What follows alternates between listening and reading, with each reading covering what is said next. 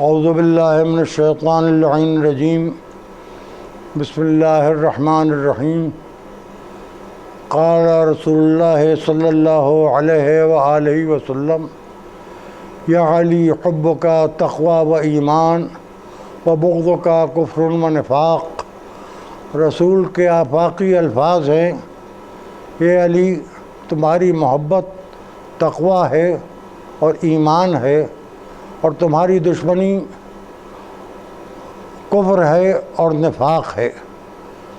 رمضان اللہ کا مہینہ ہے اور سب سے افضل مہینہ 12 مہینوں میں رمضان کا مہینہ ہے۔ رمضان کی بڑی فضیلتیں ہیں، اور جو لوگ رمضان میں اللہ کا خوف جن کے دلوں میں ہوتا ہے اور ظاہر ہوتا ہے، اور جن کا ایمان ظاہر ہوتا ہے، وہ صاحبان ایمان و تقوی کہلاتے ہیں۔ علی تقوی اور ایمان کا مرکز ہے۔ رمضان کے مہینے میں لڑائی جھگڑے یا جنگیں نہیں ہوتی، فسادات نہیں ہوتے، لوگ سکون کے ساتھ زندگی گزارتے ہیں اور سکون کے ساتھ زندگی گزارنا چاہتے ہیں۔ انسان اپنے اندر جو اس کے برائیاں ہوتی ہیں ان کو اچھائیوں میں بدلنا چاہتا ہے، لیکن افسوس کہ یہ رمضان کا مہینہ اس اعتبار سے بہت دکھ بھرا مہینہ ہے کہ 19ویں رمضان کو اسلام کی تاریخ میں پہلا ایک واقعہ ہوا ہے۔ آج کی دنیا تو اس بات کی تقریباً عادی ہو گئی ہے کہ کچھ لوگ مسجدوں میں جاتے ہیں، بموں کے دھماکے کرتے ہیں، اور خود بھی وہ مسلمان ہی ہوتے ہیں اور دوسروں کو بھی مار ڈالتے ہیں، نمازیوں کو قتل کر دیتے ہیں۔ لیکن مسجد میں پہلا قاتلانہ حملہ 19ویں رمضان کو عبد الرحمن ابن ملجم مرادی ملعون نے حضرت علی کے سر پر اس وقت کیا جب نافلہ صبح کی پہلی رکعت کے دوسرے سجدے سے مولائے کائنات سر اٹھا رہے تھے۔ سر کے اوپر بڑا گہرا زخم آیا، اور وہ زخم جس تلوار سے آیا تھا وہ تلوار زہر میں بجھی ہوئی تھی، اور زہر اور زخم دونوں نے مل کے مولائے کائنات کے کیفیت کو کچھ ایسا کر دیا کہ سب حیرت سے دیکھ رہے ہیں۔ حبیب جراح کو بلایا گیا، حبیب جراح نے ایک کلہ گوسفند منگایا، اس میں سے ایک رگ نکال کے زخم سر میں رکھی، اور اس کے بعد اس کو نکال کے اس رگ کو دیکھا، اور اولاد علی سے کہا کہ چلیے گھر سے باہر تشریف لے چلیے۔ علی 18 بیٹوں کا باپ علی، اور اس کی اولاد کو لے کے جراح باہر آیا۔ حبیب جراح سے امام حسن نے کہا کہ کیا بات ہے، کہا اور آگے بڑھیے، کیا بات ہے، کہا اور آگے بڑھیے، اتنی دور آ جائیے کہ میری بات سن کے اگر آپ روئیے تو آپ کے رونے کی آواز سیدانیوں کے کانوں میں نہ جائے۔ علی کی بیٹیوں کو میں نہیں چاہتا کہ دکھ جو ہے اس میں میری وجہ سے اضافہ ہو، کیونکہ سب روزے سے بھی ہیں، روزہ دار بھی ہیں، اور آپ کے گھر میں جس طرح ایک لقمہ جو کی روٹی کا کھایا جا رہا ہے اور ایک گھونٹ پانی سے سحری کی جا رہی ہے، اور اس طرح افطار ہو رہا ہے، آپ کے بابا کے سر کے زخمی ہونے کے بعد، تو میں نہیں چاہتا کہ میری وجہ سے ان کا دکھ بڑھے۔ امام حسن نے اور آگے بڑھے، سب موجود ہیں۔ دفعہ حبیب جراح کہتا ہے کہ اب مولا بچے گے نہیں، تلوار زہر میں بجھی ہوئی تھی، زخم پورے خون کے ذریعے تلووں تک کے پہنچ چکا ہے، اور دیکھیے لب اور ہتھیلیاں اور تلوے ان میں نیلاہٹ آ گئی ہے، نیل پڑنا شروع ہو گئے ہیں۔ مولائے کائنات اب بچیں گے نہیں۔ بھائیوں نے ایک دوسرے کو دیکھا اور روئے، مگر آوازیں بلند نہیں ہونے دیں۔ آنسو پوچھ کے گھر میں آئے، بہنوں نے پوچھا حبیب جراح نے طبیب نے کیا بتایا ہے؟ تو کہا کہ تم لوگ جس طرح سے بابا کی تیمارداری کر رہی ہو کرتی رہو، اور جو ہماری قسمت میں ہوگا وہ ہو کے رہے گا۔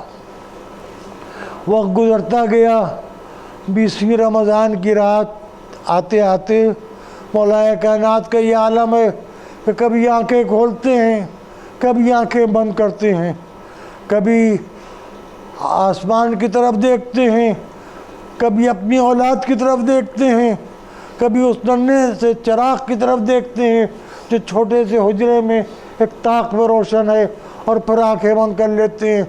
اس کے بعد امام حسن کو بلا کے امام حسین کے ذریعے ایک ایسی وصیت کی جو تمام انسانیت کے لیے ہے۔ اس کے بعد امام حسن کو پورا گھر سپرد کیا، سب کا ہاتھ حسن کے ہاتھ میں دیا، لیکن عباس کا ہاتھ حسن کے ہاتھ میں نہیں دیا، عباس کو حسین کے سپرد کیا، حسین کو عباس کے سپرد کیا۔ عباس میرے حسین کی طرف سے غافل نہ ہونا، حسین میرے عباس کا خیال رکھنا۔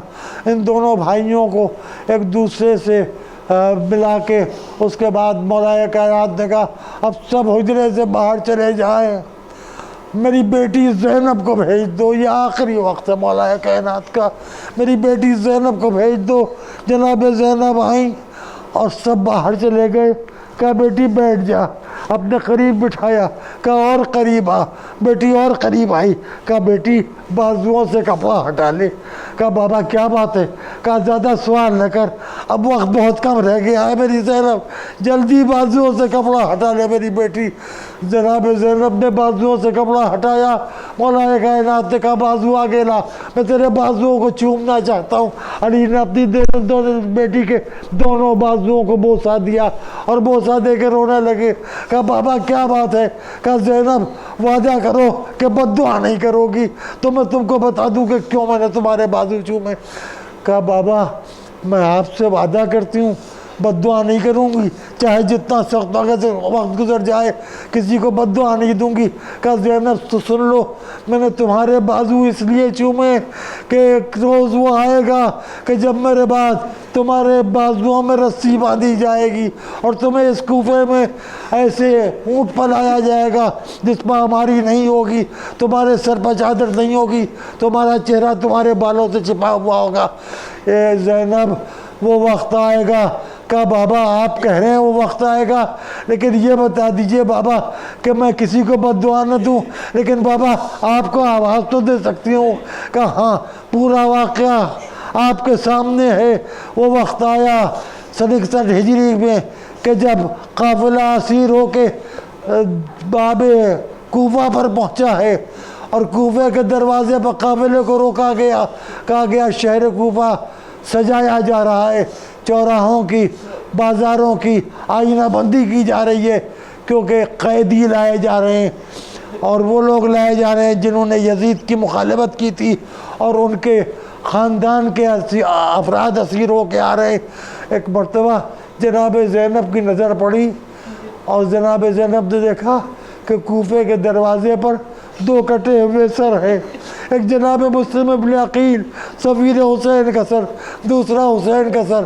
دونوں سروں کو دیکھ کے زینب نے کہا بہت بد دعا کرتی مگر کیا کروں، بابا سے وعدہ کر چکی ہوں۔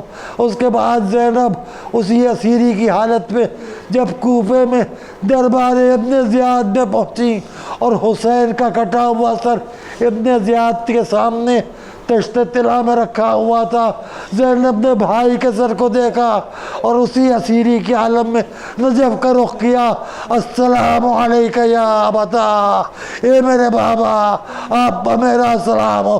آپ نے جن بازوؤں کو چوما تھا ان بازوؤں میں رسی ہے، آپ جس حسین کے ماتھے کو چومتے تھے اس کا کٹا ہوا سر سامنے، آپ کا پورا گھرانہ، آپ کی بیٹیاں، آپ کی بہویں، آپ کی 4 برس کی یتیم پوتی اس کے گلے میں رسی بندھی ہوئی ہے، آپ کے پوتے کے ہاتھوں میں ہتھکڑیاں ہیں، پیروں میں بیڑیاں ہیں، گلے میں توق خاردار ہے اور کمر میں لنگر ہے، اور دیکھیے آپ کے پوتے کے گلے سے خون بہ رہا ہے۔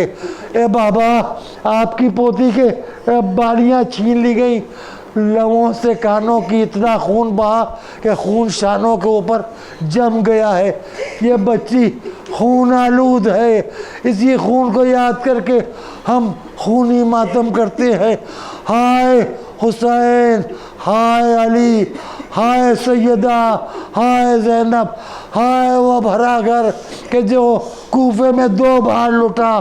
ایک مرتبہ علی کی شہادت کے بعد، دوبارہ حسین کی شہادت کے بعد.